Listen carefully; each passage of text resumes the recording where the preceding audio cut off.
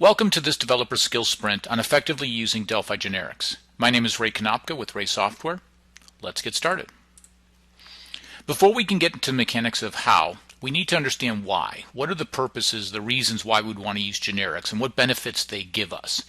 We also need to understand the terminology and syntax surrounding them so that we can be better acquainted with understanding when we come across generics, how they're used, how we structure them. So we'll cover all of those, and then we'll get into the meat of the session, which is really the code examples that describe how to consume generic types and how to create our own. A generic is more precisely called a parameterized type. It's often called a template in other languages like C++. It allows us to write code without specifying the exact type that's going to be used in that code. Therefore, it's generic. We don't know exactly what types are going to be involved until some later point. At that point, we need to replace these parameters, the type parameters, with real types, and we can then use those new constructed types. When we code without generics, what we run into are a lot of typical problems where we end up treating everything as either a pointer or a T-object, and we do lots of typecasting and we lose type safety because of that, and we duplicate a lot of code. I'm sure all of us have at least one of these classes on the right side here, this integer list or some variation of that in our toolbox. The problem is it's a useful list. The problem is when we want to manage a list of doubles or a list of strings or a list of customers or a list of baseball players, which is what I'll be demonstrating, we now have to duplicate this code over and over again only because the type used in the code is different.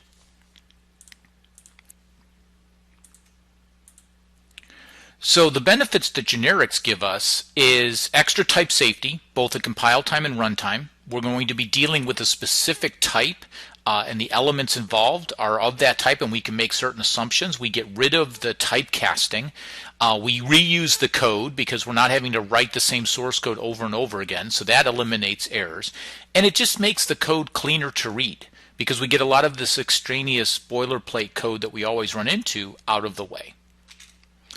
So get the terminology out of the way as well. We're going to take a look at example here, T sample of T. The angle brackets tell us that we're dealing with a parameterized type, and the type itself is T sample of T. The T represents a type parameter. It's a placeholder that at some point later we're going to have to put in a real type in there. When we do that, as in this example we put an integer, integer is the type argument used for this. Now T sample of integer is a constructed type. When all of your parameterized type values are replaced with real types, you now have a constructed type that we can create instances of and use in a variety of ways. Fortunately, Embarcadero provides a list of pre-built generic types that we can leverage and use in our own applications. They're in the generics.collections unit. In my examples, I'm going to be covering the TObjectList of T and the TObject dictionary of T key, T value. So let's get into the code. So I'm running RadStudio XE6 with a Delphi VCL application running. Again, I mentioned before, this will work in app method as well as RadStudio in the Delphi languages. This particular example will also work with FMX applications. Here is a simple application that's managing a list of baseball players, and I have 4 different examples that we can dig into to see what's being done. I'm going to quickly go over the string list and object list, and we'll spend our time on the object list of T and the dictionary. So each of our different examples are all doing the same steps. We're going to create a team, a list to hold the team members, the players. We're going to find one of the players, be able to locate that player in the list, and then iterate over the roster of players to print out their stats. And each player is defined by a name position, some hits at bats. We can construct it very easily, and we have a function to return back their current stats. And this figures out batting average and nice formatting for us. So first thing that we want to jump down to is what does the string list version look like?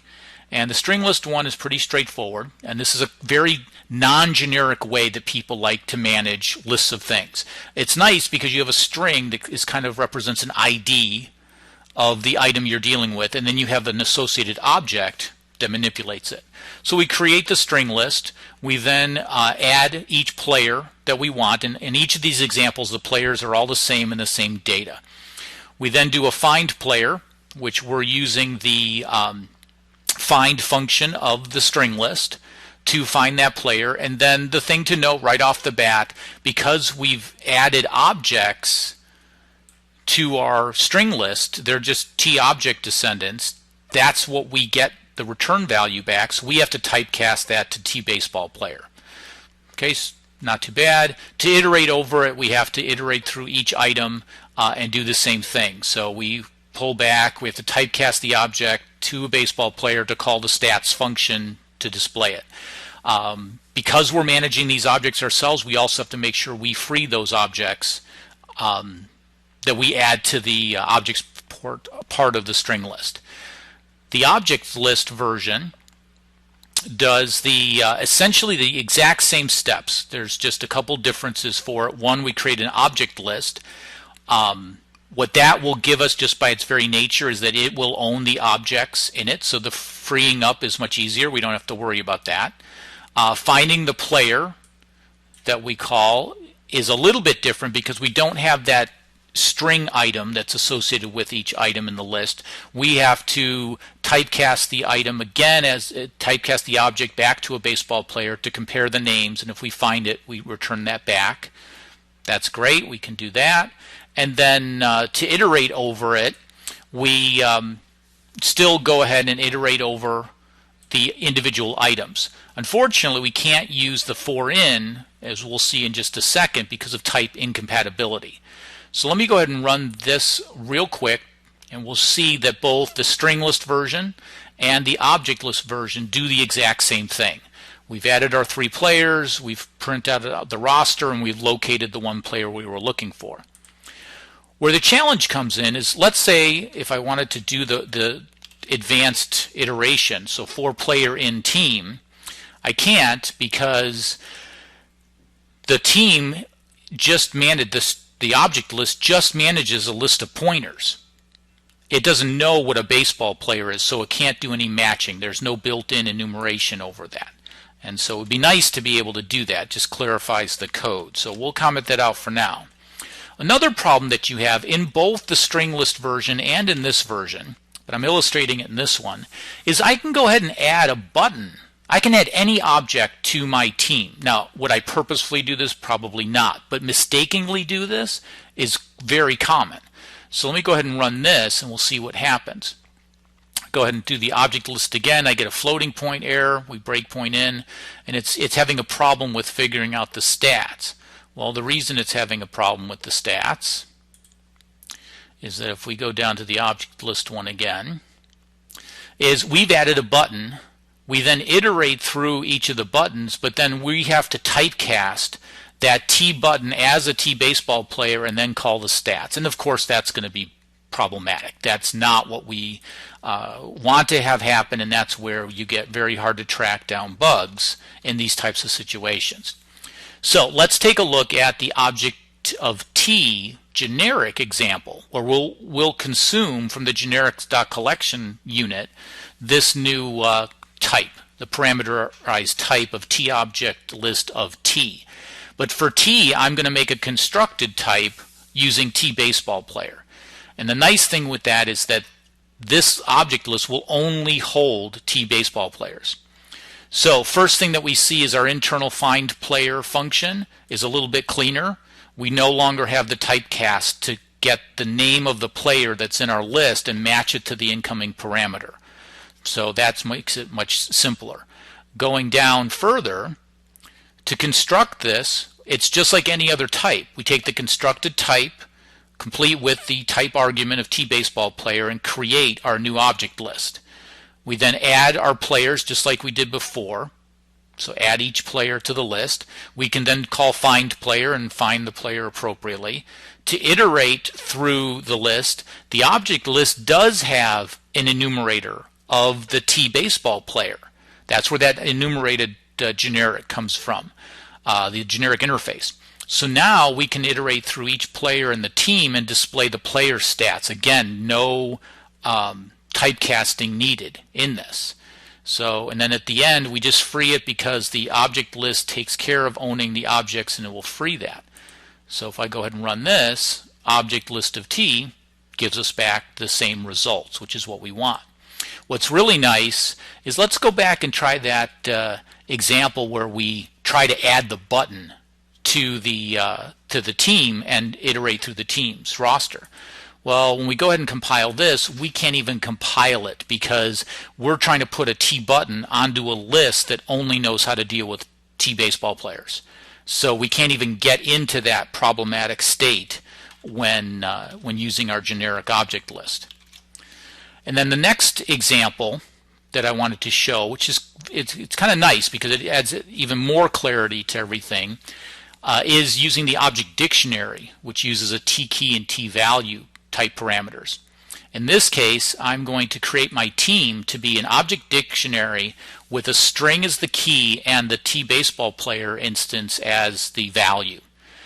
And so to do that, it looks a little bit more complicated, but it's still a constructed type name. The type name is the full parameterized type with the type arguments inside the brackets. Go ahead and create that, and I'm passing it a value that says I want the objects, this collection, to own the objects or own the values, so that it'll take care of freeing them when we're finished, which for this example is perfectly acceptable. Go ahead and add my players. Now the only subtle difference here is when I add each player, I'm adding as the key the player's name and a reference to that player's object information. So I've added those three. Now what's nice, and you may not have noticed this right away, is not only do I need no typecast anymore, but this replaces the find player functionality. There is no find player nested function in the dictionary version of this. That's because the items property is an array property that takes the key. So to find a player, we simply reference the items, pass it the key we're interested in, and if that comes back as non-nil, we should be able to find the player. So again, we've cleaned up even more code. Iterating over the roster is no different than the other lists. We can iterate over the keys of the dictionary. So for each key in the dictionary, we can go ahead and display the stats for that. Likewise, we finish up by freeing up the collection, and the rest of this unit is simply managing the display form. So let's go take a look at what the dictionary version does, and sure enough, it's got all the same information in there.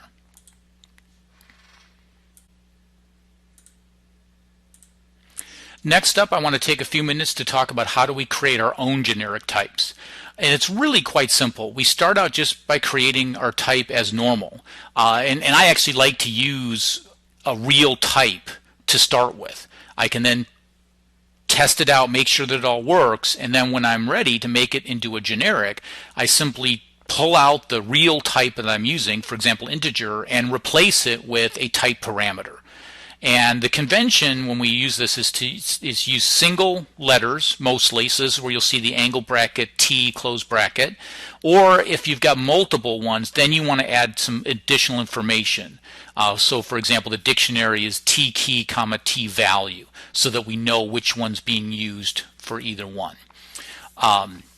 So let's take a look at one of our own.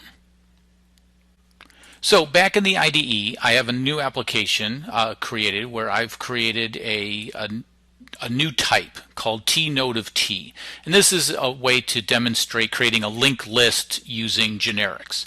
It's a canonical example. It's pretty easy to understand, and it is a very classic use of doing generics. And it's one that's not included in the generic collection, so we can leverage this. The idea here is that I have a node, and I need to connect to another node in the list. And that node will connect to the next one and so forth. So the logic of managing that is really just I need to have a reference to the node of the same type and moving it on later. Each node has to have a data payload that is type specific. So in order to genericize all of this, I've created a T node of T.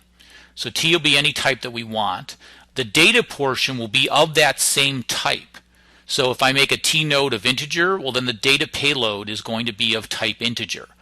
The next value, the next property of this T node of T is going to be referencing another T node of T. So you can only connect nodes of like instances to other ones. We can't connect a T node of integer to a T node of string. And if you wanted to do that, just do a generic object list and then you wouldn't worry about it. Or you'd have to box it for the integers and strings types of things. In this case, we're going to construct it by taking the data that we want to put into the object as well as the reference to the next pointer. So the next node reference. So usually when you build linked lists, you build them backwards, so as you chain them up. And then we have some properties to access that, and I even have a fancy function, toString, to extract out the information, and this shows a little technique of using some RTTI information that we'll get some benefit from. So the demonstration application does two things. One, I have a linked list of test scores and another linked list of sentences, managing two different things. So the first start, before we get into the code there, let's dig back into some of the functions. There's not a whole lot in the node T. We simply populate the instance fields from the data coming in from the constructor.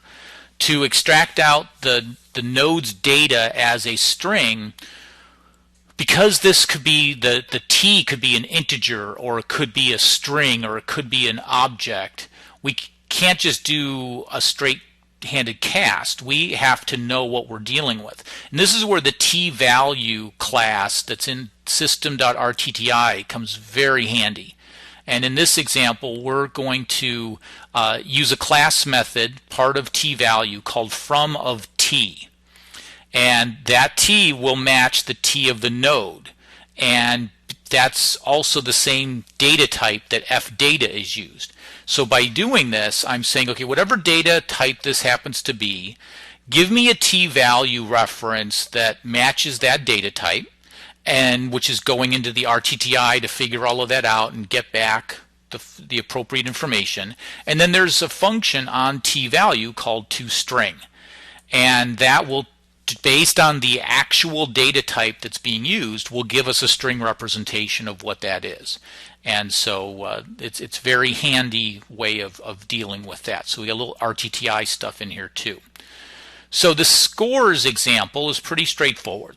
We're going to display some information. We're going to create our linked list of scores. So of tnode integer.create, and the first one has no next, so that's our root, head of our list, and we have the first score. So the next score, we're simply putting test scores to the next nodes. It's always pointing to the last node in the list, and, or I should say the new head of the list, whereas this is the tail. So as we build up the test scores, we can then iterate over those test scores to create, say, what the average score is and so forth. So all I'm doing is now going through each score of my linked list. To do that, I start out with 1, the first one, my head, then get this toString value for that to display it. Now score.data is actually an integer because that's the type of node that I defined it as. So the score, which is of type tnode of integer, score.data is an integer, can be take part into the increment version. To get to the next score, we just do score.next, finish till we're done. We can figure out the average and display the information. Pretty straightforward. Likewise, the sentences version will do essentially the same thing, except we're dealing with strings. And it's structured almost the same way. We iterate through the list. We're putting some spaces between the words, and we can display our resulting S.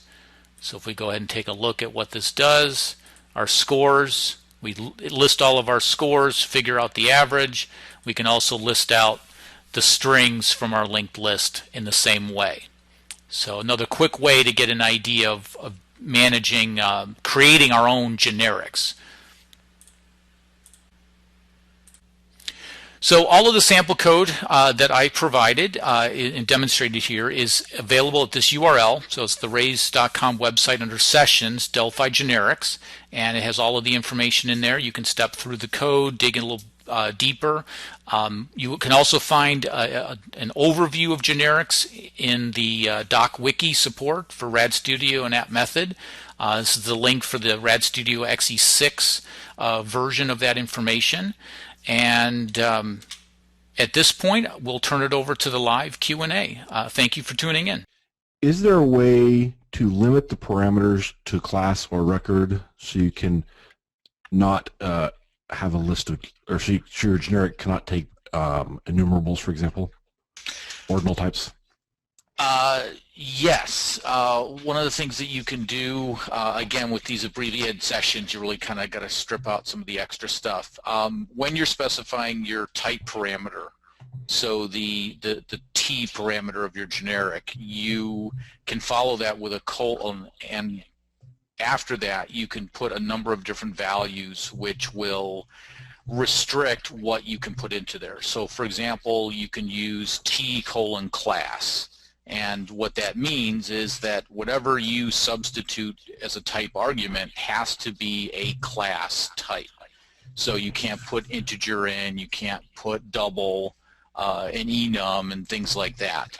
You can also further expand that. If you used class, you can also put constructor. So you do T colon class comma constructor, which means that this class actually has a constructor that we can call to create.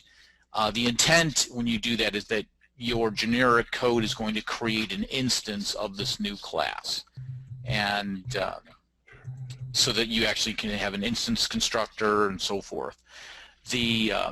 There's one for records, there's one for specifying an interface, so that if the object that's substituted in can actually, or the type that's substituted in can actually support an interface. So there's lots of different ways you can restrict that. Okay, great. Although I should comment, you did mention enums. Enums and generics do not work well together. So it would be wonderful if you could specify an enum, an enumerated type, as a generic type parameter, but that doesn't work. So where can you find some more detailed class type restrictions in the parameters? Where's the place they can find some information about that? Well, the URL, if you have RAD Studio, and this is from Delphi 2007 on up, if you go into the help for generics, there's an overview of the generics, and the defining the generic types lists all of those. So someone's asking about using class vars with generic, saying it can cause some surprises. I suppose you could call them surprises. They're, because when you construct a type, and that means you take the generic class with the brackets and the type argument, so you've replaced the type parameters with real types. Each time you do that, if you have that T sample of integer and a T sample of double, each of those are two separate types, even though they kind of look the same and they do the same thing. But as far as the compiler is concerned, they're two distinct types. And if you define a class variable as part of that generic class, you will actually have two. There's going to be one for the T sample of integer and another one for the T sample of double. If you're thinking that they're going to somehow share the code across all your generic instances, then I could say that would be a surprise.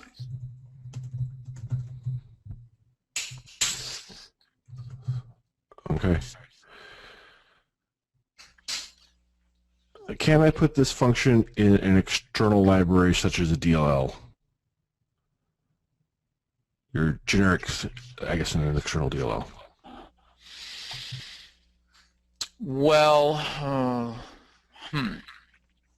I've never specifically tried that, but the same argument would be as if you were just to put a regular class into a DLL, and I'm talking straight DLL, library, export the information, you're going to run into problems just because of the object, the class nature. Typically, you would have to expose straight functions to make the call so that another tool or language would be able to access those. They wouldn't access the objects directly. Your functions, the external functions, the exports, could certainly internally create an instance of the object and so forth, but I think you'd run into problems. If you wanted to share the generic code across multiple applications, you could certainly do it in a package, and which is implemented as a DLL, but it has all the extra symbol information and the class management that you would need to share that across other applications. Okay, so if you use a package, you could expose it as a generic. Otherwise, you'd want to have some sort of wrapper function. Yes, is the short answer. Yep. Okay. Trying to summarize this as I type. What is the preferred way of using t-compare for binary search? Declaring it once when creating generic or every time when calling binary search? And what's the difference between the two? Oh, there we go. I'm going to reread the question, so I'm looking at that again. Okay. Using a custom for the binary search, declaring it once when creating a generic or every time when calling binary search. I guess it would really I don't have a hard and fast rule for that, just because in situations like that, it would kind of depend to me on what how you're going to leverage that. The one thing with, and what I mean by that is that if your comparison is something that you can genericize itself, so if you're going to leverage another interface, you could define that as simply an extension of or an ancillary implementation with your generic, so that when you would do the searching, that you would end up leveraging that same code. I'm trying to think of particular reasons where you would really want to do that every time you would call the binary search. So, well, I guess, yeah, he's talking about the object management of that. If you're going to create an instance of it, I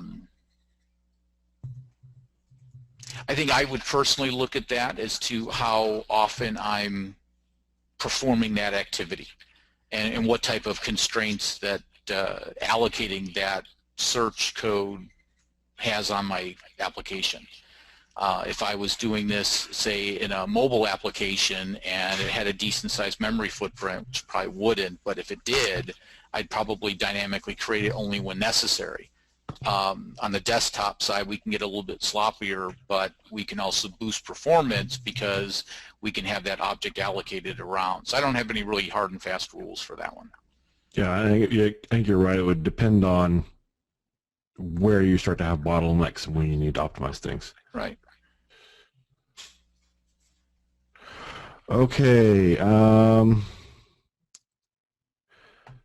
So this is kind of off topic. Bruce wants to know if you have an unusually small grid size in the VCL Designer, or is that just the way it looks in the video? I have a small grid size. I use 4x4 instead of the default 8x8. Okay. And if anybody wants to know, the reason I've done that for years, ever since you guys had the grid settings in the VCL, so it's, aside from setting my fonts and other settings that I get from the registry, is one of the first things I always change for each new version of Delphi is to change the grid size. It allows me more fine control over moving things around. I can set up margins of 12 versus 8 or 16 and things like that. Allows me to put controls a little bit, yeah, it just gives me more fine control. Okay, so this, it says for x in list, if x dot something list dot delete. causes problems. So this is doing a for loop and then deleting the items in the loop. Is that something I shouldn't do?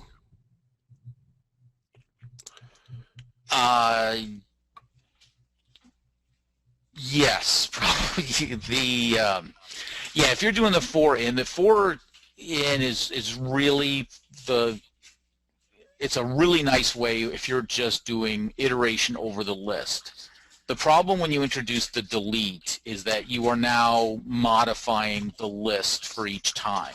And if you think about it, the same is true for even just a regular list that you go through.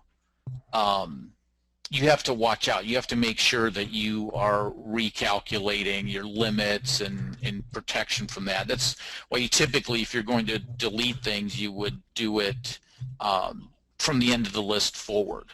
So start from the last item and delete all of those as you get to the first. Then you don't have to worry about readjusting the bounds of the list or retesting each time. You can just iterate through and rip through it. But there's no way to do the equivalent in the for in syntax. So I would, in those situations, I would just go back to the traditional for loop. Right.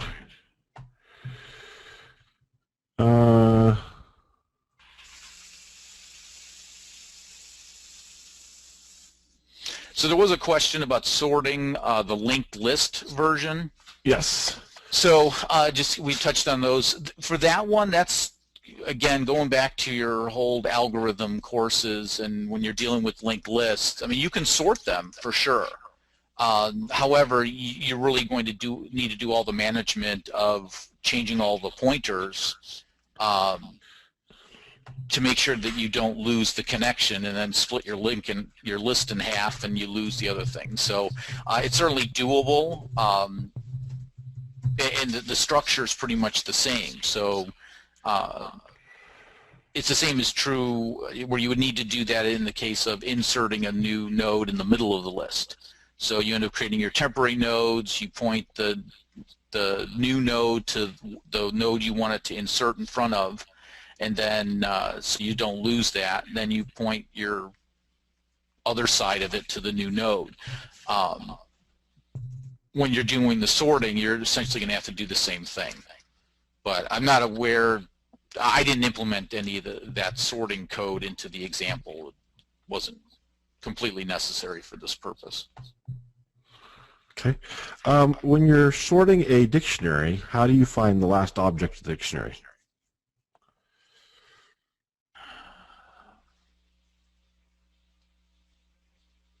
Isn't it like a dictionary dot items or something like that that can get you?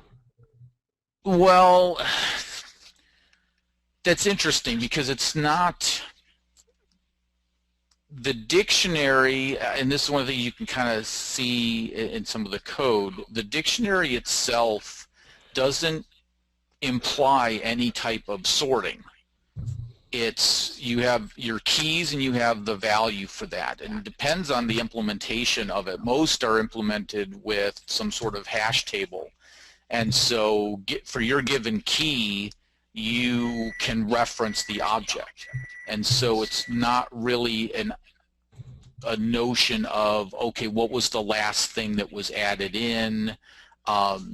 It's not a queue, it's not a stack, there's no implied ordering to that.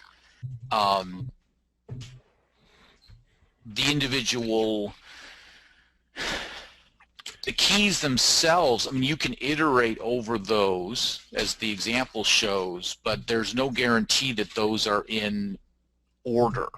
Now you could iterate over those and then put them in an order and then associate the objects you want with that, but it's I'm not sure it's possible to do what that question asks. So if you wanted to delete a specific item from a dictionary, how would you do that? Well, you have to get to the item. So there's an item property that takes a parameter which matches the T-key type parameter that you use for the type argument. So in the example I used, I had a string as the key. So you would do your dictionary.item, open bracket, and then the key value you want to look for. since you can only have one key value in the dictionary, that will give you the reference to the object. And then from there, you can remove it. Well, you actually might use the delete function, the delete property with the key itself, and that will remove both. If you want just the object to do something, you can get it with the item.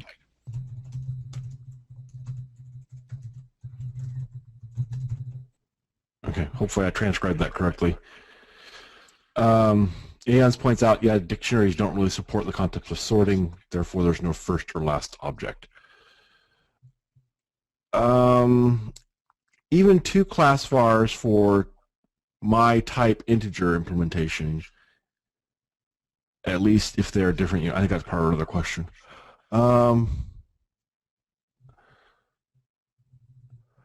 Dot find did not work for a string list, right? What is the easy way to find objects in the object list for a string list?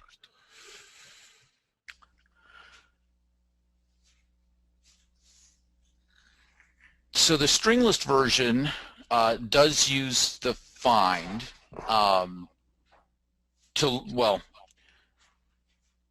that can use the find to find the index of the string that you want. From there we got the object, and there's no built-in find for it. That's why, and you could certainly build your own, but for the example code, each of the button clicks for the regular object list, and then even for the generic version, the TObjectList of T, there was a find player call that was used to do the comparison. Really, it just iterates through the list looking for the desired object information you want.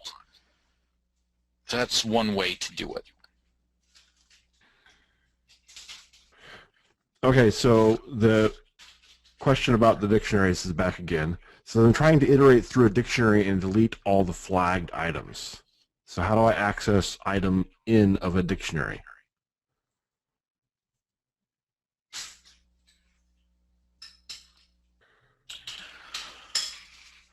Well, N in that example would be